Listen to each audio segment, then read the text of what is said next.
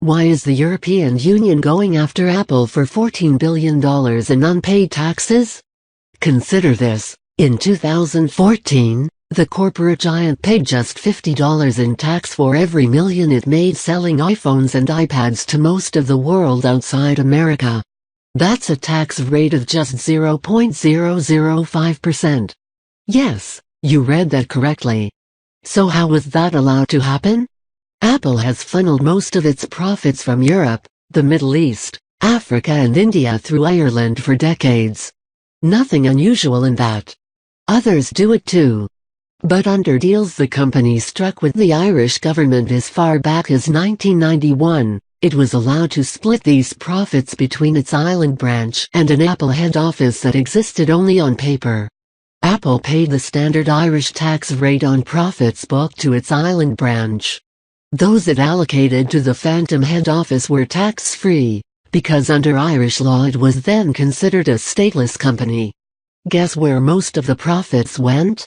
In 2011, Apple Sales International made €16 billion in profits. Less than €50 million were allocated to the Irish branch. The rest went to the head office, out of reach of any tax authority.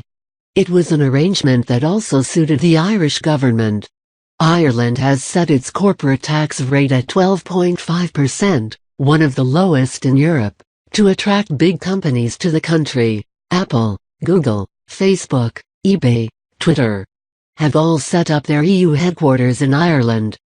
And with them came the jobs.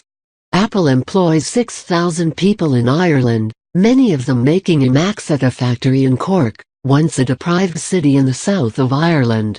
Apple says it is the biggest private employer in the city. EU states can set their own rate of tax.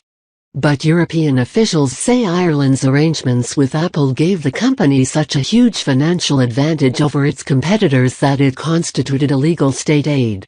Apple doesn't want to pay the tax even though the $14.6 billion, plus interest, it might have to repay constitutes just 5% of the $231 billion in cash it has on its books. Ireland doesn't like the ruling either, calling it an encroachment into its sovereignty. The country said Apple has paid what it owed in Ireland,